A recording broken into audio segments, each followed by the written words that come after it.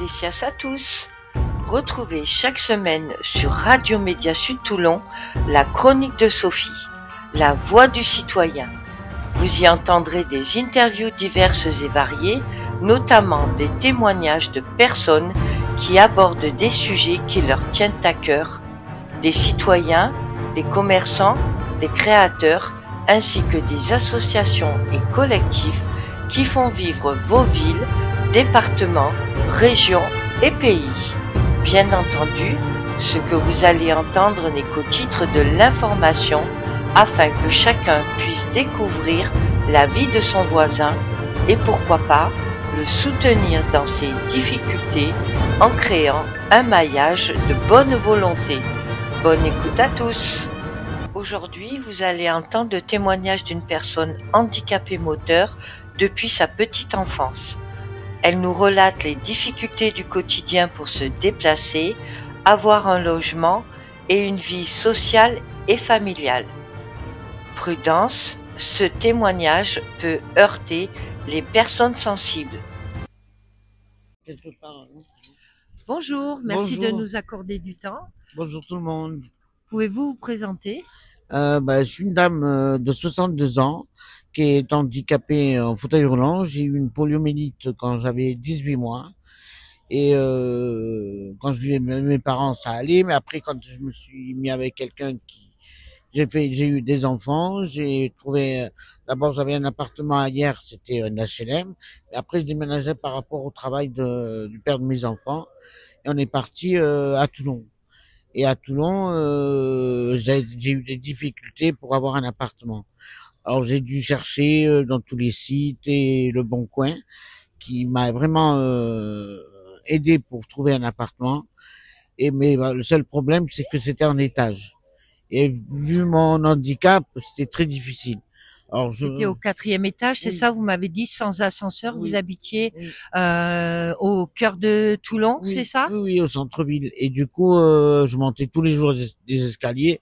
Et ce que je faisais, je partais le matin, je rentrais que le soir. Parce que des fois, l'après-midi, il fallait que j'aille dans des rendez-vous pour essayer d'avoir un appartement au HLM parce que c'est moins cher. Et c'était quand même cher l'appartement, mais quand j'avais mon fils chez moi, ça allait parce que j'avais la location logement qui m'aidait. Mais après, mon fils s'est marié et il est parti de la maison et après, c'était plus dur d'avoir Comment vous montiez les escaliers? maintenant sur la rampe, petit à petit, des fois je faisais des repos, je recommençais, j'avais du mal, vraiment du mal. Alors j'allais voir la centre sociale, voir quand même le tour, on m'a dit que j'étais prioritaire, mais bon, j'ai pas vu la priorité où elle était, parce que j'ai pas trouvé d'appartement, ils m'ont pas, j'ai fait demande d'HLM, redemandé encore des HLM, toutes les années je renouvelais ma demande, mais rien ne se faisait. Alors, comme c'était trop cher, j'ai essayé de trouver un autre appartement. Pareil, je suis allé dans Bon Coin, j'ai trouvé Mourion, c'était bien. Mais l'appartement était très, très humide. Vous étiez où, au Mourillon? Mourion, c'était pas loin de la plage. J'étais en face. Mais c'était un appartement très humide. Et pour ma maladie, c'était pas bon. J'avais toujours mal à la jambe, c'était pas adapté.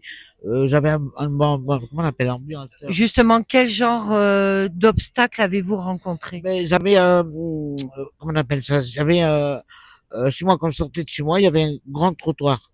Alors pourtant descendre mon fauteuil c'était difficile. Alors j'ai pris l'occasion toujours. On précise bien que c'est un fauteuil roulant. Oui, électrique. Et parce que j'ai mal à la hanche, j'ai une décalcification des os. Et quand j'appuie dessus, ça me fait très mal. C'est quand je suis tombé que j'ai eu ce problème. Et du coup, il faut que je sorte des planches. Alors elles étaient lourdes les planches. Alors descendre des planches, me mettre sur le fauteuil, descendre. J'ai failli tomber plusieurs fois et une fois je suis tombé. Heureusement qu'il y avait des voisins pour me ramasser. J'ai eu des gros bleus, j'ai même des photos. Donc c'est vous qui avez acheté des planches ou trouvé des non, planches. j'ai acheté. 150 Vous avez €, c'était cher. Hein. Vous avez acheté des planches pour vous permettre de les mettre, donc de créer une rampe Oui, pour accéder à la route, oui. parce qu'avec le fauteuil, le trottoir était trop haut, c'est Voilà, bien ça? Exactement. Et devant chez moi, il n'y avait pas de truc là exprès pour que les voitures s'égarent. Alors des fois, il y a des voitures, j'avais discuté parce que les voitures se garaient devant chez moi. Pourtant, j'avais mis des panneaux partout devant chez moi pour qu'ils sachent qu'il faut pas Oui, se garer devant. l'accès n'était pas libéré pour Voilà. vous et Et en fait, c'était le stationnement automobile qui était voilà. sur le trottoir et du coup, vous ne pouviez pas Voilà. sortir de chez vous. Et je suis allé voir, on m'a dit d'aller voir à tel endroit, j'allais voir, j'ai demandé. C'est quoi ces endroits, vous vous C'est à la rappelez? mairie, demander où c'est qu'il faut aller, il fallait aller au cadastre pour demander une autorisation de faire les traçages sur le trottoir. Oui, pour vous créer un Voilà. petit endroit pour pouvoir Voilà. avoir accès à la Voilà. route Eh bien, sans que les voitures se garent. ils m'ont dit qu'ils pouvaient pas le faire, qu'il fallait aller, je sais plus où. Et c'est une dame qui travaille, qui veut traverser les enfants et tout ça, qui connaissait et qui m'a dit vous avez des difficultés. J'ai dit oui, les voitures se gardent devant, je peux pas accéder et tout. Alors c'est elle qui est allée voir plus haut pour m'aider à mettre les traçages devant chez moi. Mais comme ils ont mis un truc en plastique, les gens ils ont fouté, ils se garaient quand même devant. Alors j'étais obligé d'appeler la police pour qu'ils viennent. Ou avant, au début, ils enlevaient les voitures avec les trucs exprès pour les enlever. La fourrière, je cherchais le mot. La fourrière, et ils les emmenaient. Mais après, ils ont dit qu'ils n'avaient pas le droit de le faire. Enlever les voitures. Alors, du coup, quand les flics, la police venait, et j'ai dit, ben, rentrez-moi mon fauteuil, chez moi. Parce qu'ils vont pas rester dehors, ils vont me le voler. Ils me le rentraient, c'était difficile. Ils étaient à trois et c'est lourd, c'est très lourd. Et bon, à chaque fois, je les appelais, chaque fois, je sais pas combien de fois je les ai appelés, parce que tout le temps, ils se garaient devant. Alors, c'était pénible pour moi d'attendre, il fallait des fois que je donne 2 ou 3 heures devant chez moi. Alors, c'est ça que j'avais l'angoisse de venir et de voir les voitures devant, de ne pas pouvoir monter. Et après, je vois que ça vous touche. Ben oui. Excusez-moi. Ensuite, vous avez eu le logement que vous avez actuellement. Oui, parce que Et vous êtes dans quelle ville? Parce que c'est la centre sociale que je suis tombé sur une très bonne centre sociale qui m'a aidé à avoir cet appartement. J'ai eu l'appartement, il est adapté. J'ai même un garage, un place de parking exprès pour moi. Vous êtes dans quelle ville maintenant? À Bandol. Mais Bandol, faut pas être handicapé pour être là-bas parce que il y a pas. À quel endroit de Bandol? Vous êtes dans le bas, près du port, ou vous êtes plutôt dans les hauteurs? Dans les hauteurs. Et comme il y a de la route, moi, normalement, je prends mon fauteuil, je peux rouler s'il y a un trottoir. Mais là-bas, il n'y a pas de trottoir. La route est très dangereuse. Je l'ai fait 2 fois et j'ai failli me faire renverser parce que ça tourne, il y a pas de passage piéton, je vais rouler comme les voitures. Donc là, vous êtes en train de me dire que vous, en fauteuil roulant électrique, vous n'avez pas accès à la route, c'est bien ça? Voilà, il y a même pas de truc pour les vélos. Donc il n'y a pas de piste cyclable, il n'y a pas d'accès non plus où vous seriez sécurisé pour circuler en fauteuil roulant. Non. Donc en fait vous êtes la proie entre guillemets des automobilistes. Voilà, exactement. Il y a des bus, mais ils sont pas.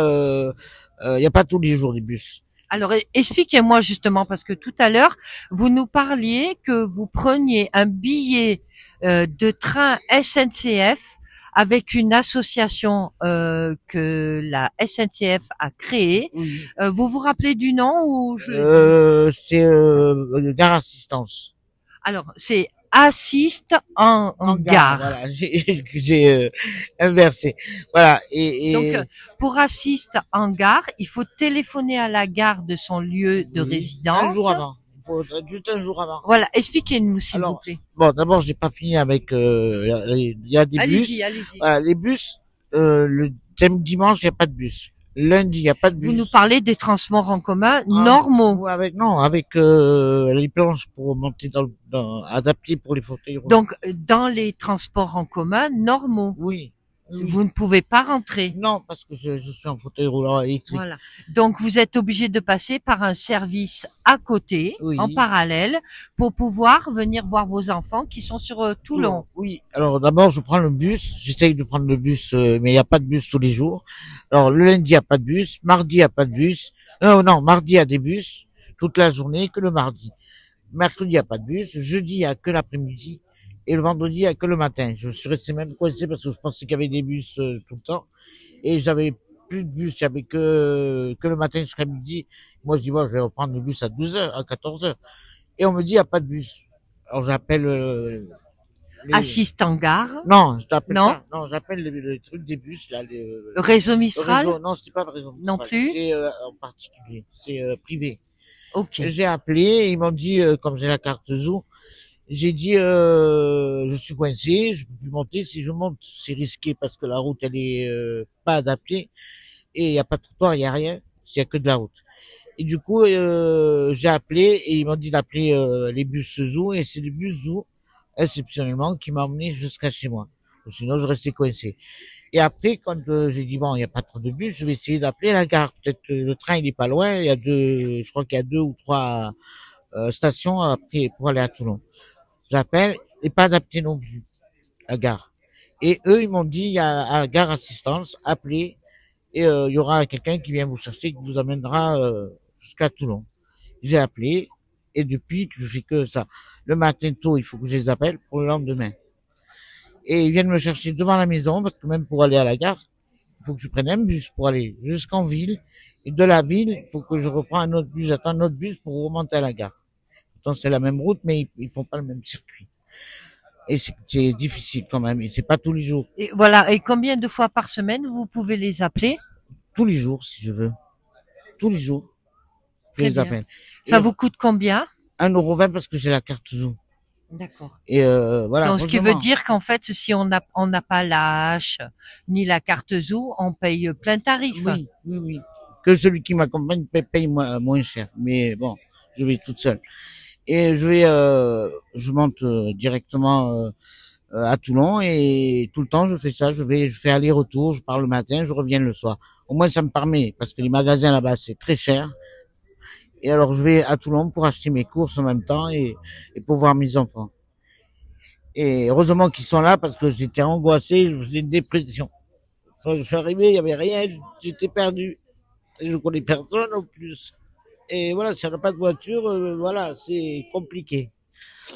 Mais heureusement qu'ils sont là et je les remercie beaucoup. Ça m'aide beaucoup. Le logement que vous habitez actuellement, dans les hauteurs de Bandol, est-ce qu'il est adapté pour vous et au fauteuil roulant? Oui, oui, il est très adapté au rez-de-chaussée, j'ai même une petite terrasse, c'est en plein soleil, c'est vraiment, il n'y a pas rien à dire sur ça. Je voulais redéménager, mais après, j'ai dit, l'appartement, il est pas cher. J'ai trouvé le moyen de descendre jusqu'à Toulon. C'est ce que je voulais. Mais heureusement qu'ils sont là, parce que s'il n'y avait pas Gare Assistance, eh ben, Vous j'aurais seriez été, isolé. ah oui, oui, oui. Et même le soir, il n'y a pas de bus. L'été, c'est jusqu'à 17h. Après, c'est le soir que la prise. Ok, donc Regardez, aujourd'hui, je suis venu à Toulon ce matin. Je repasse ce soir à 20h. Ils viennent me chercher. d'accord, ok. Et je rentre chez moi. Ils me mènent jusqu'à la maison. D'accord, Et, je comprends mieux. et ils sont super gentils, les chauffeurs. Ils sont très aimables avec nous. Et franchement, j'ai rien à dire. Mais bon, heureusement qu'ils sont là. Chaque fois, je les remercie. Parce que franchement, s'il n'y avait pas eux, je serais isolé. Vraiment isolé. Est-ce que vous pensez que votre témoignage peut aider des personnes? Oui, parce qu'il y a beaucoup de personnes qui ne savent pas qu'il y a Gare Assistante. Mais il faut que le train ne soit pas adapté pour qu'ils viennent vous chercher. S'il est adapté, ils ne viendront pas vous chercher. Mais c'est bien que ça existe pour les gens comme moi. Et quelles seraient les attentes, vos attentes pour améliorer le quotidien ou pas? Mais d'avoir ou des bus bien adaptés ou bien un taxi, mais qu'on paye pas de notre poche quand même, parce que c'est très très cher. Mais qu'ils mettent quand même comment on appelle ça? Parce que ça existe, des taxis à la demande. Mais je crois que c'est payant. Je me suis pas encore bien renseigné, mais je pense que c'est payant. C'est rien n'est gratuit. Mais nous, on devrait, nous, exceptionnellement, pour qu'on a besoin de faire des courses, ou on a besoin d'aller Alors, quelque quand part. vous nous dites nous, ce sont les personnes qui gens sont en fauteuil fauteuil roulant, voilà. électrique ou pas électrique. Voilà, ou qui sont en difficulté à marcher. Même s'ils sont pas au fauteuil, de les aider parce que c'est difficile. Même quand on monte dans le bus, qu'il y a des marches, des gens qui marchent, qui ont des problèmes de hanche ou autre, ils peuvent pas monter, il y a tout le temps des marches. C'est difficile pour eux.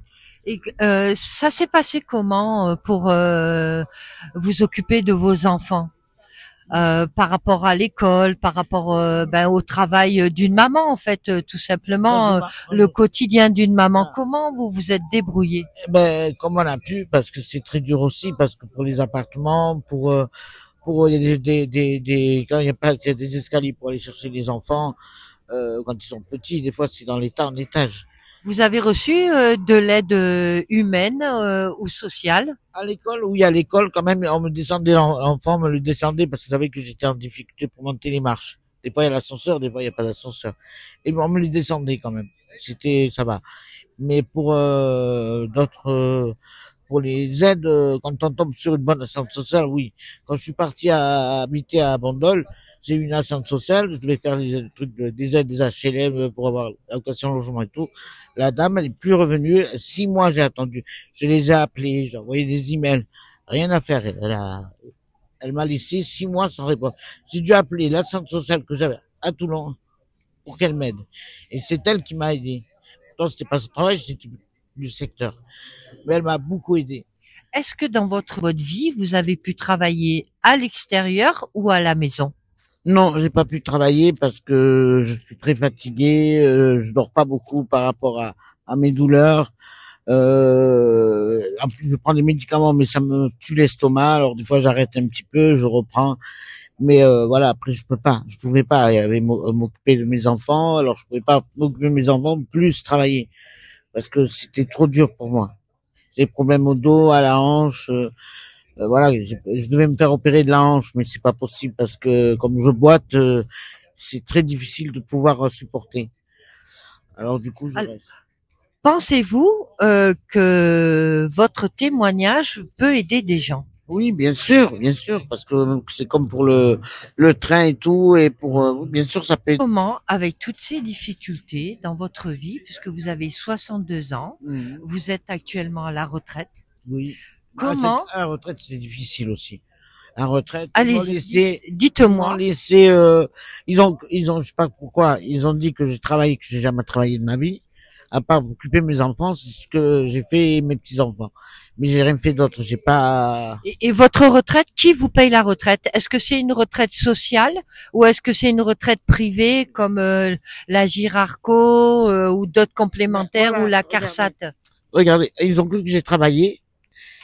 J'ai jamais travaillé. Je sais pas si c'est Darco qui se trompait ou si c'est autre ou le truc de la retraite, je sais pas exactement parce que quand je les ai appelés pour savoir où ça en est, parce que j'avais tout envoyé les papiers, après il m'a dit qu'il manquait le relevé d'identité bancaire. Je les ai envoyés, ils m'ont laissé un mois après que j'ai envoyé le papier. Ils m'ont pas payé non plus. C'était vraiment difficile. Vous m'avez dit tout à l'heure que vous avez eu l'allocation adulte handicapé coupée et vous avez attendu plusieurs mois avant de toucher votre retraite. 3 mois. J'ai dû attendre 3 mois. Parce qu'on m'a renvoyé, alors. 3 mois sans revenu. Sans revenu. Donc sans payer votre loyer. Voilà. Sans rien payer de facture. Non, le loyer, il était payé. L'allocation logement était virée. Oui, mais l'allocation logement, vous l'avez complète ou pas? Non. Il fallait que je paye 120 € à peu près de ma poche. Et je pouvais pas payer, mais je les ai avertis pour pas que ça fasse des problèmes. Et on m'a pas payé de suite, alors j'ai dû appeler la CAF. J'ai appelé. Elle m'a dit, il faut appeler, vous faites partie de l'ARCO. Mais j'ai jamais travaillé. J'ai appelé l'ARCO, ils m'ont dit non, on peut pas de chez vous, chez nous, vous n'avez jamais travaillé. Mais donnez-moi le papier pour dire comme quoi j'ai jamais travaillé chez vous. Il faut attendre 3 mois.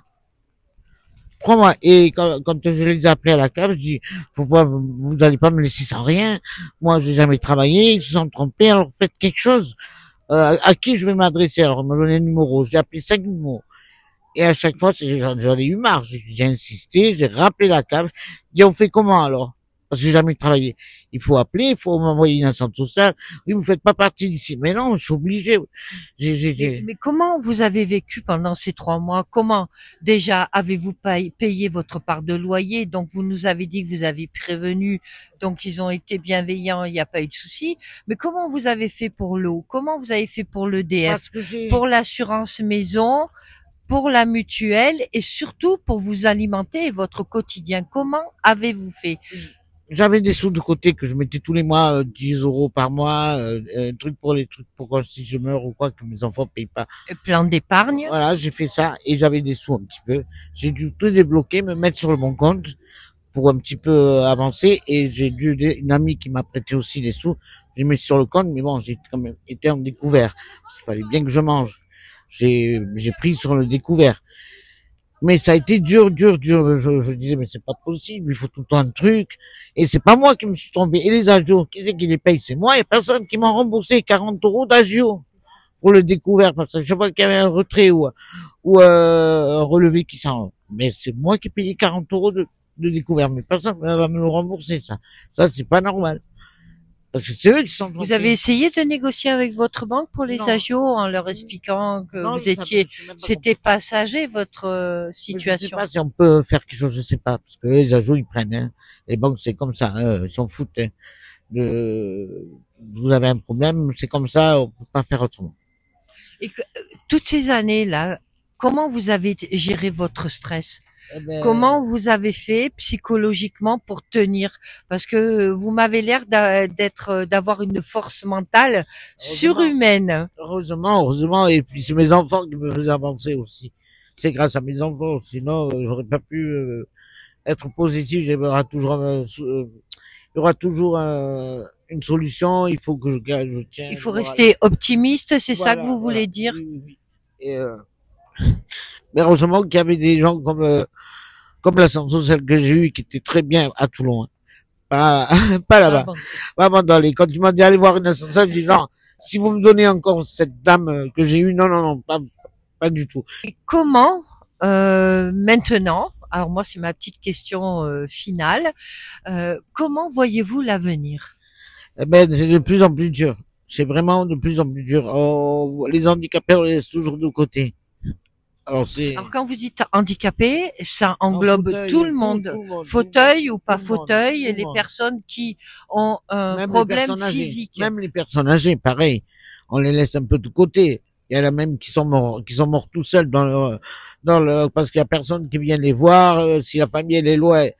Et il y a beaucoup de personnes qui sont morts tout seuls dans leur. Qu'est-ce qui pourrait justement expliquer cet isolement? Est-ce que vous auriez, vous, une idée qui explique que les personnes qui ont un handicap et les personnes âgées, ou jeunes aussi, hein, parce qu'il y a quand même Ben des oui, jeunes aussi, oui, hein, 30 ans, qui 20 sont ans. dans, voilà, qui sont dans ces difficultés-là. Qu'est-ce que vous pensez qui peut leur arriver? Comment on peut expliquer cet isolement? Mais normalement, ils devraient savoir, parce que je pense que la mairie, c'est ça, les gens qui sont malades, qui sont pas malades, qui sont handicapés, ils ont quand même même les instances sociales, de faire venir de temps en temps d'aller voir ces gens, voir s'ils ont pas besoin de quelque chose, voir une assistance qui vienne. Vous pensez que les municipalités, les régions, les régions, le gouvernement devraient avoir une démarche beaucoup plus humaine ou Oui, pas? oui, parce que il y a trop de gens qui sont isolés, que leurs familles sont loin, qui sont pas à côté parce qu'ils font leur vie, c'est normal. Ils viennent, mais pas tout le temps parce qu'ils habitent loin, il faut de l'argent quand même. Et s'ils travaillent et qu'ils peuvent pas les voir, ils vont que les appeler. Mais c'est pas assez. Il faudrait quelqu'un qui vienne, même même un facteur, même des bénévoles ou quelqu'un qui vienne les voir de temps en temps. Vous avez connu ça plus jeune, les facteurs qui venaient à la maison, qui rendaient service aux personnes âgées, le service de proximité, c'est bien de ça que vous me Oui, parlez? même après, il y a même les voisins. Moi, ma voisine, j'étais parti quand je viens ici à Toulon. Et je lui dis pas automatiquement que je suis parti. Mais quand ça faisait 2 ou 3 jours qu'elle me voyait pas, elle venait taper à la porte. Ça va, tu vas bien? Ça, c'est bien. L'humain d'abord. Voilà, c'est vraiment gentil quand même qui viennent. Même mon petit voisin qui habite à côté, voilà, où j'habite à Abandon. Heureusement qu'il y a des gens comme ça. Mais pas Et vous nous parliez tout à l'heure de lourdeur administrative. Oui, parce on fait les dossiers, on envoie tout le dossier. J'ai envoyé même mon relevé de santé bancaire parce que je veux recevoir les sous, c'est normal. Je le mets au premier lieu. On nous appelle, moi, il me manque encore un papier, je l'envoie. Il nous fait attendre encore des mois. Je recommence à aller les voir, à les harceler parce que c'est comme ça qu'il faut faire. Faut toujours harceler pour qu'ils vous donnent quelque chose. J'ai l'impression ils passent une formation pour nous faire attendre. C'est incroyable, incroyable. C'est pas que moi, hein. J'ai des gens autour de moi qui n'ont pas de voiture. Ils leur disent, il manque un dossier, il manque un papier. Ils vont là-bas. Ils mènent le papier à main. Il nous faut, faut vous ouvrir un compte bancaire. Ils ouvrent le compte bancaire. Ils retournent voir la dame. La dame, elle est en vacances. Elle a rien dit qu'elle partait en vacances, rien du tout. Il s'est déplacé. En plus, c'est cher le train et tout. Il s'est déplacé, il a gaspillé de l'argent pour rien. La dame, elle n'est pas là. Il faut qu'il attende jusqu'au 12. Ça, c'est une vérité. Jusqu'au 12, avant d'envoyer ce papier, parce qu'elle n'est pas là, il n'y a pas de remplaçant. C'est pas normal.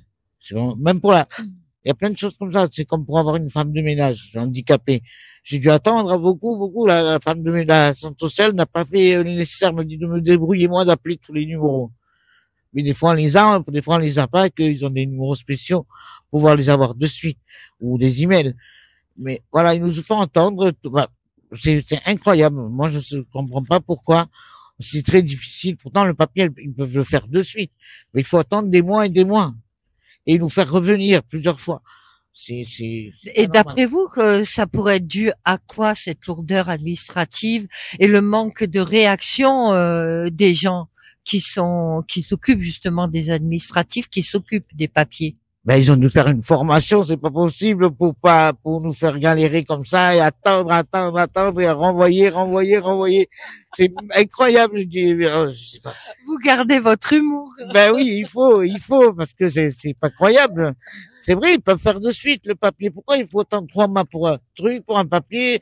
Encore une semaine, je d'accord. Mais 3 mois, c'est quand même beaucoup. Surtout que comme le papier que je vous ai dit, je peux pas travailler, qu'ils m'ont dit que je travaillais et que je n'étais jamais dans ce truc d'Arco là. Agir, retraite complémentaire. Voilà. Ben, je ne fais pas partie de chez eux, j'ai jamais travaillé. Comment ça se fait on me dit ça et qu'il faut que j'attende 3 mois. Ils peuvent pas le faire à la main, le papier. C'est vrai, il faut attendre. Après, ou sinon c'est Internet qui marche pas, ou le truc ils ont pas le papier qu'il faut. C'est pas possible, c'est pas possible. Il faudrait que ça change, ça. Il faut vraiment que ça change. On est comme ça. Et comment donc envisagez-vous l'avenir? Oh, très dur. C'est très difficile de plus en plus. Même, bon, il y a d'autres sujets qu'on pouvait parler, mais là, on peut pas en parler tout maintenant parce que c'est trop long. On se reverra pour d'autres interviews. Voilà, vous avez beaucoup de choses à nous dire et à nous dévoiler. Ben oui, parce que il y a beaucoup de difficultés, comme les jeunes papas, les jeunes mamans, il y a beaucoup de sujets à parler qui a pas de solution pour eux. Alors il y a des gens que voilà, ils ont tout perdu parce qu'ils n'ont pas eu d'aide pour payer ci, payer ça, ils se retrouvent à la rue.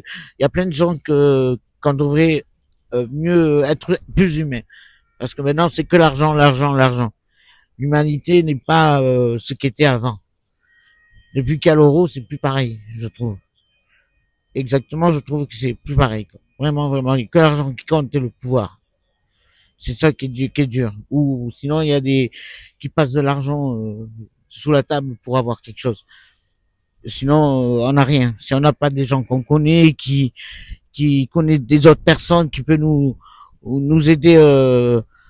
Vous parlez d'un réseau en fait humain. C'est quelqu'un qui connaît quelqu'un, qui peut aider quelqu'un. Voilà, il faut connaître beaucoup de monde. C'est pour ça que je vais souvent dans les associations, dans les réunions, pour connaître beaucoup de choses et pour connaître des gens. C'est comme ça qu'on arrive mieux. C'est que par piston, de toute façon. C'est que ça qui compte. Parce que si on connaît personne nous aide. Et ça, c'est partout en France et à l'étranger aussi? Oui, sauf si on tombe sur des bonnes personnes. C'est des bonnes personnes, heureusement, qui sont là. Ou sinon, on pourrait pas aider les gens. Même moi-même, j'essaye d'aider les gens. Ben, je vous remercie pour ce bon moment. J'espère que vos difficultés vont être surmontées. Déjà un peu mieux qu'avant. C'est déjà un pas. Voilà, un pas vers l'apaisement et la sérénité pour vieillir tranquillement et pouvoir continuer à profiter de votre famille. Je vous souhaite de belles choses. Merci beaucoup. Vraiment, sincèrement. Et aux auditeurs, aux gens qui nous écoutent, il faut persévérer, il faut lever les bras, il faut pas baisser les bras. Il y a toujours une solution. Il faut juste taper à la bonne porte. Merci. Au revoir. Au revoir.